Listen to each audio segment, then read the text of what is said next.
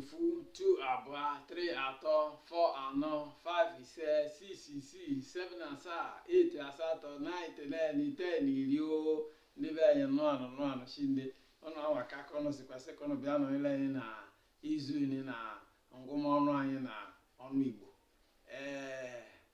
Ụnụ maka oge anyị nọ nta na praịmarị skuul dị ka anyị si agwụ ebe a ha n'izisi ebe a ha bụ ụlọ akwụkwọ n'izisi ya bụ ife izi anyị ka agwụ it count number. No. Ladies and gentlemen, you are welcome to today's counting exercise. As we told you last episode, we are going to do counting in Igbo. It's not this is major counting in Igbo language. We want you to know all the figures from 1 to maybe 10,000 and so on, how to count them. We will do all of them for you. We make it easier for you to learn. So when we get to our board, we will see the way we count. Ndị be anyị ka anyị si ekwu ebe anyị jere oge anyị jere bọọdụ anyị bụ na afọ ụzọ iche iche anyị si agwụ ọnụọgụ mana azakwana n'ụwa n'ofu 2 abụọ maka ya bụ dị ọka anyị si agwụ na oge anyị nọ praịmarị skuul na 1 n'ofu 2 abụọ 3 atọ 4 anọ 5 ise 6 isii 7 asaa 8 asatọ 9 10 10 iri o. Nke bụ bọọdụ anyị afọ m counting numbers in Igbo. Counting numbers in Igbo. Ngụmọnụ na Igbo. Ngụmọnụ na Igbo. Yọkasị. So bene ka ịgwụ ọnụ anyị si bido. Anyị si 1 bido.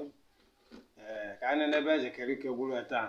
1 ofu 2 abụọ 3 atọ 4 anọ 5 ise 6 isii 7 asaa 8 asatọ 9 iteghete 10 iri 11 iri na ofu 12 iri na abụọ 13 iri na atọ 14 iri na anọ 15 iri na ise 16 iri na isii 17 iri na asaa 18 iri na asatọ 19 iri na iteghete 20 ohu ka ọ bụ ọgwụ 21 ohu na ofu 22 ohu na abụọ 23 ohu na atọ 24 ohu na anọ 25 ohu na ise 26 ohu na isii 27 ohu na asaa 28 ohu na asatọ 29 ohu na iteghete 30 ohu na iri 31 ohu na iri na ofu 32 ohu na iri na abụọ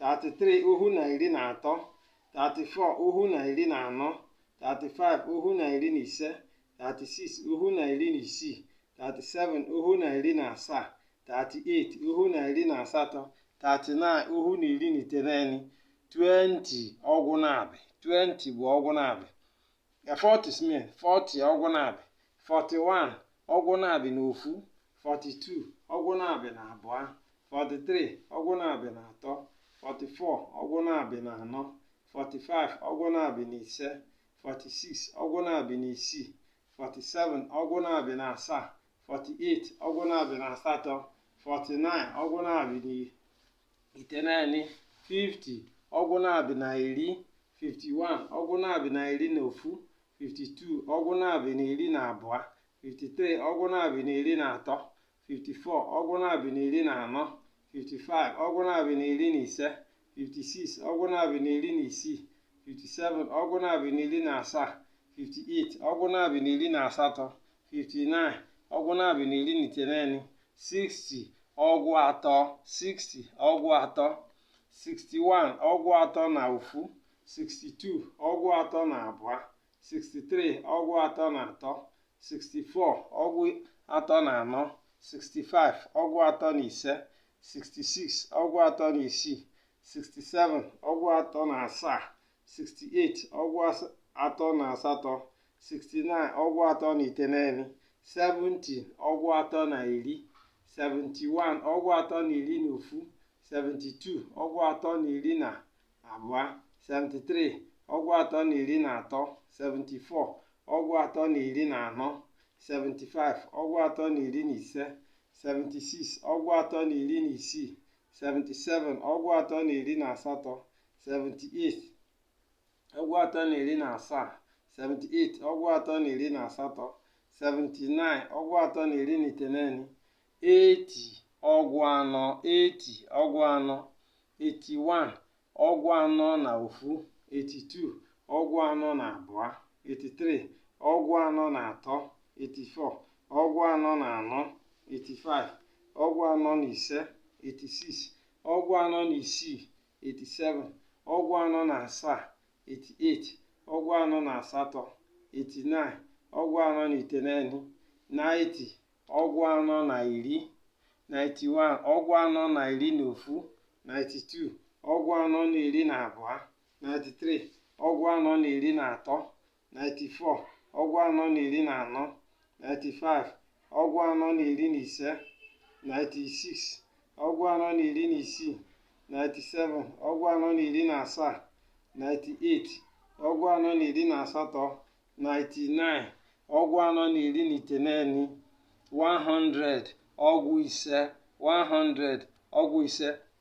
Ndị be anyị ka anyị akwụsị nke izu ọzọkwa anyị agamakwa na ihu ịkọwa ịgwụpụ ha ndị ọzọ ọnụọgụ ndị ọzọ sikwe ọgwụ ise wee gama na ihu ejimaka na nketa ahụ na uwe anya biko were akwụkwọ na were pensụl ka anyị sikwu mbụ iru ọnụ ihe ide n'onwe ihe ederịọ ka iji agwa ekponunu gee ntị ekponunu ide ekponunu uwe anya eme agwụ ma n'isi ya agwụsịkwa ya praktisi ya asụnye ndị mmadụ ya o wee basịa anyị ahụ bee ka o kebere nketa.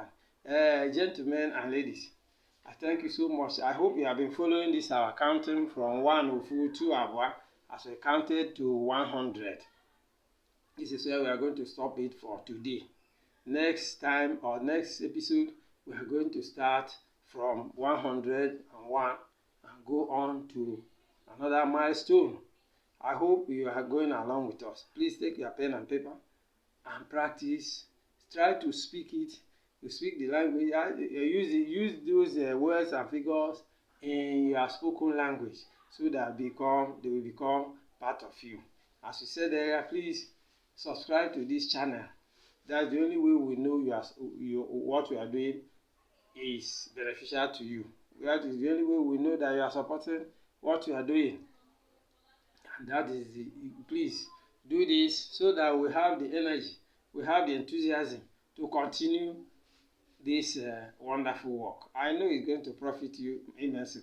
Ndị be anyị daalụ nụ Chineke biko bitenu anyị aka mbite aka afọ agosi na ụnụ kwado anyị ya agosi na ife anyị eme na owu ụnụ anya maka mụ na ebitere ebe aka wụtọpụ anyị ma chukwa maka ka aka gbọtọpụ anyị n'ime be anyị jisi ike gbawe ike nke unu na ike nke Chukwu ka anyị eji wee mee gbadonu anyị kwadonu anyị n'azụ ka anyị bezọrọ ike mee bitenu anyị aka jemebe afa language and culture be afụgododo nọchimebe ndị mmadụ isi mmadụ esetobe bitenu aka a subscribe so that mbọsị ọzọ onwe ọzọ ewepụsị ụnụ bụ ndị izi ike oke bụ ụzọ metụ na ndị na-ekoba ahụ apụghakwa ọzọ ịbịakwa gere ntị ka ọmụmụ anyị wee na-aga n'ihu. Ndị be ọkpa na ụmụ ọmụnụ ka ohere ya rie ka anyị sikwa eke n'ụlọ mbụ udo ya dịrị ụnụ n'afọ Jizọs daalụnụ Chineke. Izu ọzọ jere ebe anyị agụmakwa ọnụọgwụ isi ọgwụ ise chipụ wee ruo ọgwụ 10 daalụnụ Chineke.